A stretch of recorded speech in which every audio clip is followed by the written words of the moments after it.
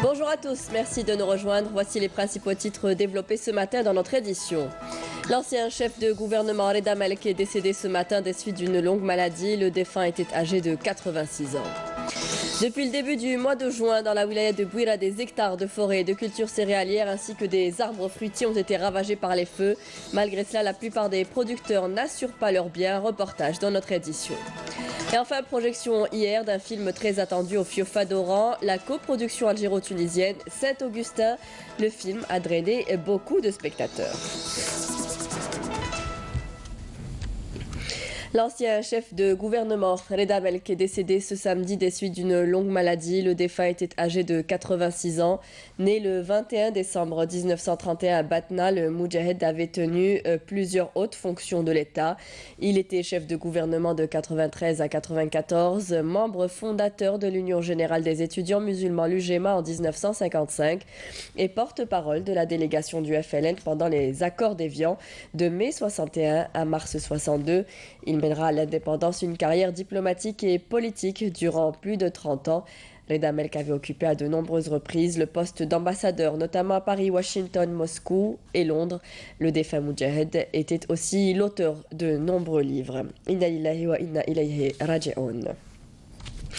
Le Premier ministre Abdelmadjid Tebboune a reçu ce matin Mohamedou Diarouraga, le haut responsable auprès du président malien Ibrahim Boubacar Keïta pour la mise en œuvre de l'accord pour la paix et la réconciliation au Mali, issu du processus d'Alger. Le responsable malien est porteur d'un message du président malien au président de la République, Abdelaziz Bouteflika. Le ministre des Affaires étrangères Abdelkader Msahel et son homologue malien Abdoulaye Diop ont signé aujourd'hui plusieurs accords dans le cadre des travaux de la Haute Commission mixte algéro-malienne portant sur le développement de plusieurs secteurs. Nous reviendrons sur ces accords dans notre prochaine édition.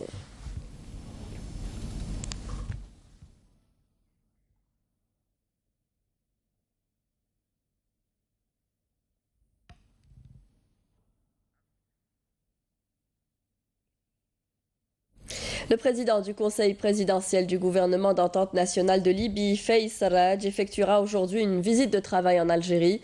Cette nouvelle visite, intervenant au lendemain de la rencontre de celle de Saint-Cloud en France, s'inscrit dans le cadre de la concertation permanente et des consultations régulières entre les deux pays. Elle permettra ainsi de faire le point sur les récents efforts fournis en vue de l'accélération de la mise en œuvre du processus de règlement de la crise qui affecte ce pays, frère et voisin, issu de l'accord politique du 17 décembre 2015. Je vous le disais en titre, les incendies survenus récemment dans le pays ont ravagé bon nombre d'exploitations agricoles. Malgré la sensibilisation auprès des agriculteurs d'assurer leurs biens, le taux de pénétration reste faible. À Ain Lahjer, dans la wilaya de Bouira, nous avons rencontré des producteurs et des éleveurs ayant parfois tout perdu, mais qui restent optimistes grâce à l'accompagnement des assurances. Le reportage de Nejma Harch. Voilà ce qui reste des 3 hectares de blé tendre de cet agriculteur. Les flammes des incendies ont tout ravagé. Et malgré la perte conséquente, le céréalier reste optimiste et se prépare déjà pour la saison prochaine. Madame تحرقت كارثة بالصح أنا مسوري كثر خير المساعي اللي وقفوا معنا تاع لاسيرونس جراو معنا في اقرب وقت عب وسونا لي شاك دخلوا عطاونا المبلغ نتاعنا اللي تحرق لنا عوضوا لي كلش تبارك الله فيهم وربي يجازيهم. Incendie, mais pas seulement. Agriculteurs comme éleveurs se heurtent aux caprices de la nature.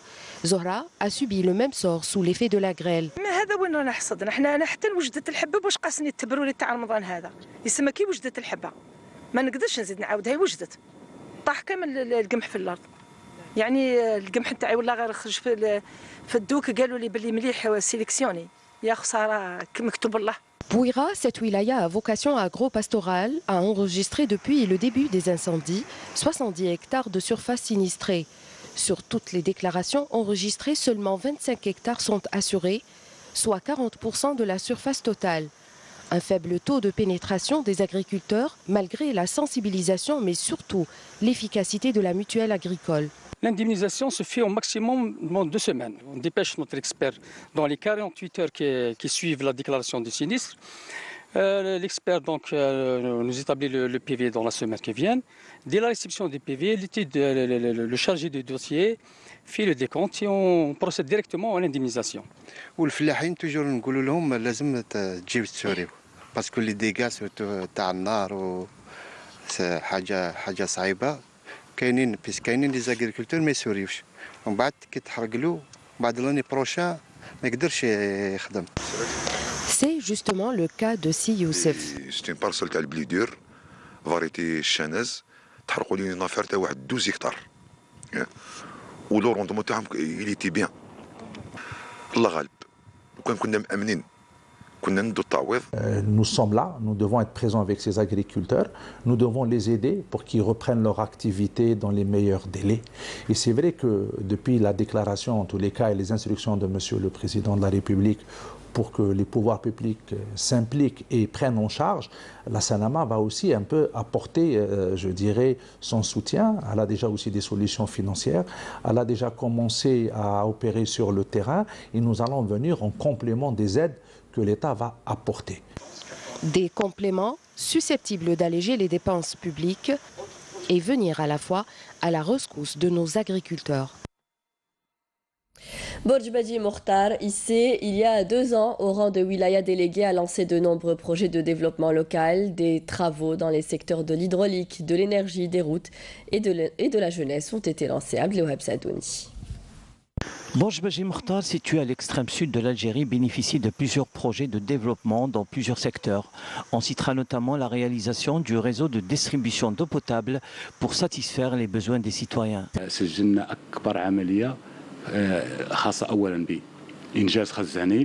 On a construit 2 réservoirs d'eau potable de 1000 mètres cubes chacun. Concernant la commune de Timiaouine, un grand projet a été réalisé dans cette région. Il s'agit du transfert de l'eau potable de Tagraout sur une distance de 80 km. Et on est en attente de la réalisation des installations électriques. La station de production de l'électricité connaît également des travaux d'agrandissement pour augmenter sa puissance à 22 MW. Autre réalisation à Bojbadji Mokhtar, il s'agit d'un hôpital de 60 lits. Il sera équipé le prochain mois. Par ailleurs, et en ces temps de grande chaleur, les citoyens pourront bénéficier les prochains jours d'une piscine qui fera le plaisir des enfants. Autre projet de grande importance qu'attendent les habitants de cette région avec impatience, la réfection de la route Bojbadji Mokhtar-Gain sur 650 km. Cette route est pratiquement impraticable et inutilisable.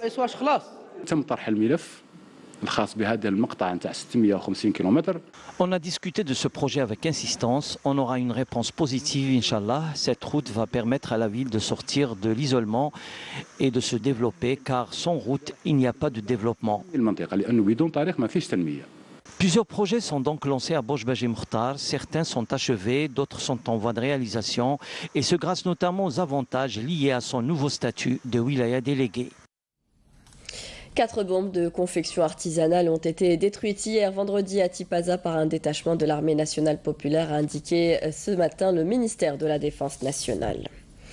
Les douaniers jouent un rôle important dans la lutte contre la contrebande et la fraude afin de protéger l'économie nationale. L'exemple ce matin au poste frontière algéro-tunisien de l'Ahdada de Soukharas, où les agents douaniers sont mobilisés pour mener plusieurs actions. Durant le premier semestre de l'année 2017, 182 affaires ont été traitées à ce niveau. Reportage de Amel Bouarba. Fortement déployés sur le terrain, les douaniers jouent un rôle important dans la lutte contre la fraude, la contrebande et le trafic en tout genre au niveau du poste frontière algéro-tunisien de l'Ahdada à Soukharas. Ils ont réussi à mettre en échec plusieurs opérations qui portent atteinte à l'économie nationale et aux consommateurs algériens. On a opéré 182 affaires au cours de ce semestre. Il y a 164 affaires contre inconnus. Pour l'équivalent de l'amende, c'est 363 623 251 dinars. Concernant le bilan des saisies opérées durant le premier semestre 2017, le carburant, l'électroménager, les produits alimentaires, les produits pharmaceutiques, ainsi que l'infraction de change. On a saisi une somme de 40 000 dinars tunisiens soit l'équivalent de 280 millions de centimes. La mission des agents des douanes en matière de contrôle des opérations commerciales est également cruciale dans la protection de l'économie nationale. Le monde de la culture en deuil. Nous avons appris la triste nouvelle, la disparition hier du chanteur populaire Houari Aouinet à Oran à l'âge de 70 ans des suites d'une longue maladie. Le défunt s'est fait connaître dans les années 90 par sa forte présence sur la scène artistique nationale en tant que chanteur et danseur à la fois versé dans le genre maghrébi. Son style bien rythmé et entraînant ainsi que son look très particulier ont fait du défunt un artiste qui a marqué son époque et la scène artistique. L'inhumation du défunt aura lieu aujourd'hui à Oran. Inna lillahi wa inna ilayhi raji'un. L'actualité internationale en bref ce matin avec d'abord la Palestine, calme relatif sur l'esplanade des mosquées pour la prière du vendredi tenue hier. Les hommes de moins de 50 ans ont été néanmoins interdits d'accès à l'esplanade par la police d'occupation israélienne. 2 Palestiniens ont été également tués. Mounana Walhamoudi. Hier, la police israélienne a interdit aux hommes de moins de 50 ans l'accès à l'esplanade des mosquées Al-Quds pour la prière hebdomadaire après l'avoir fermée aux fidèles pendant 2 semaines. Mais le déploiement sur site de 3500 policiers menace d'un éventuel affrontement entre les fidèles et la police israélienne. Les violences avaient éclaté la semaine dernière à Al-Quds occupé et en Cisjordanie occupée après l'installation par la police israélienne de détecteurs de métaux aux entrées du site. Le Venezuela, sous haute tension avant l'élection demain d'une assemblée constituante controversée dans un climat de violence meurtrière et de vive inquiétude internationale. Un scrutin voulu par le président Nicolás Maduro mais fortement contesté par l'opposition qui a appelé à manifester sans discontinuer de vendredi à dimanche. Si elle est élue, cette assemblée aura pour mission de réécrire la constitution.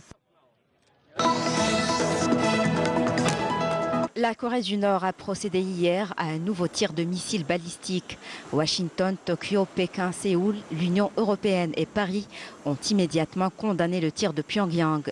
Ce lancement survient un mois à peine après le premier test réussi par Pyongyang d'un missile balistique intercontinental susceptible d'atteindre le nord-ouest des États-Unis. Ce succès technologique rapproche le régime communiste de son objectif, être en mesure de menacer les États-Unis de l'arme nucléaire. Il fait chaud, même très chaud depuis quelques jours. Beaucoup d'entre vous choisissent d'aller à la mer pour se rafraîchir. D'autres prennent de l'altitude pour prendre un bon bol d'oxygène. Tigda devient une bonne adresse en cette saison estivale. Juché à près de 2000 mètres sur les hauteurs de Bouira, le site offre quiétude et fraîcheur.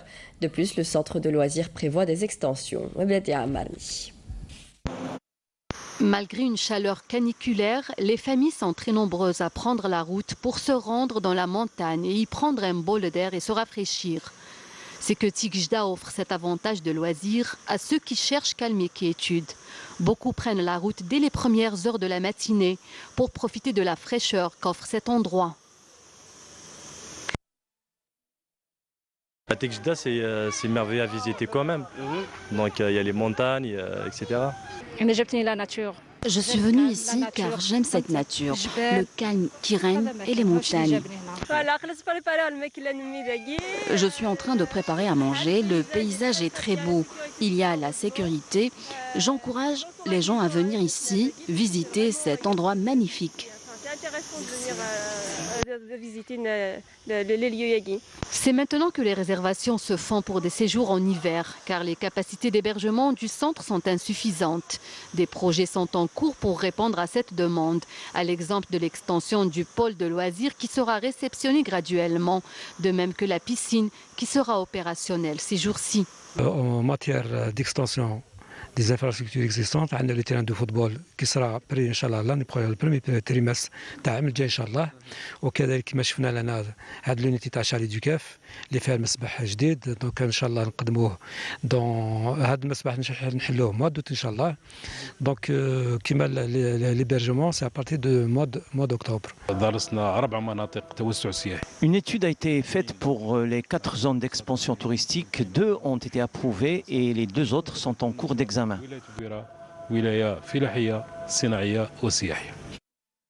La wilaya de Bouira, en plus de sa vocation agricole et industrielle, peut se développer en pôle touristique par excellence. Les cascades de Terania Chlef, un site naturel qui appelle à la détente. Les chélifiés en profitent durant l'été. Certains y piquent des têtes, les autres s'assoient aux abords pour profiter du paysage. Jazia Bayou. Une splendeur de la nature. Les chutes de Terania dans la wilaya de Chlef demeurent l'un des endroits les plus prisés par les estivants et les amoureux de la nature de toute la région et même de toutes les wilayas de l'Algérie. Concernant cette cascade, c'est l'une des plus anciennes de la région. Les gens venaient très nombreux apprécier la beauté de cet endroit. Notre pays est beau. Ce n'est pas normal que nous partons à la découverte de pays étrangers alors que nous ignorons le nôtre. Certains visiteurs qui viennent ici préfèrent s'asseoir paisiblement pour apprécier la beauté de cet endroit. D'autres, surtout les jeunes d'entre eux, préfèrent profiter d'une bonne baignade.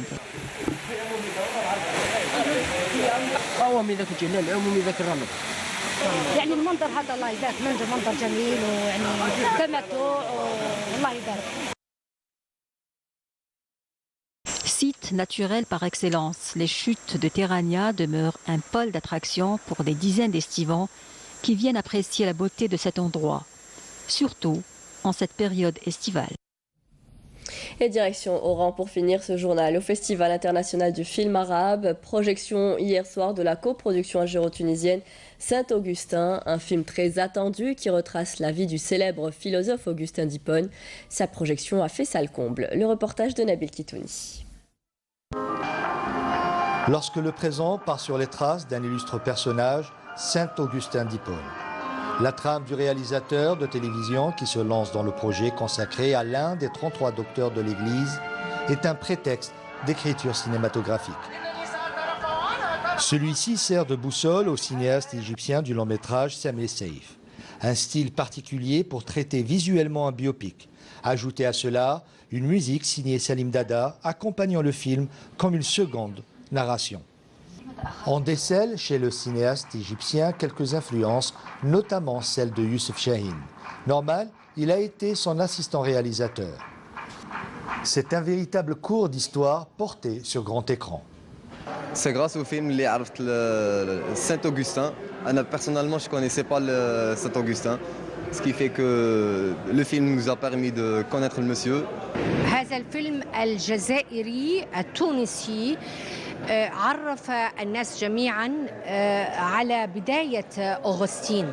أنا ككاثوليكية أعلم تماما بقيمة وأهمية وبقدرة تأثير أغسطين في الكنيسة الكاثوليكية وهو يعتبر شفيع إفريقيا. C'est aussi une succession d'exercices réussis au niveau du cadrage. Alors moi j'ai beaucoup aimé la partie fiction, on va dire, d'époque. J'ai moins aimé le fait qu'ils reviennent trop souvent dans l'histoire actuelle, parce qu'on sort de l'histoire quand on est bien dedans, voilà. C'est ce que j'ai moins aimé, les allers-retours. Mais sinon j'ai beaucoup aimé l'histoire fictive du passé, je trouve que c'est très bien fait, et c'est très touchant, et j'aime beaucoup. Cette coproduction algéro-tunisienne s'inscrit comme une volonté politique de réhabiliter une figure historique de ce pays. Né le 13 novembre 354 à Soukharas, mort le 28 août 439 à Annaba, Agostinos le Berbère est un enfant de l'Algérie. Et c'est la fin de ce journal. Merci à vous tous de nous avoir prêté attention. Tout de suite, vous retrouverez Mina Abed pour les prévisions météo. Ce soir, rendez-vous avec Amina Zahouf pour le journal de 19h. Très bonne journée à tous, au revoir.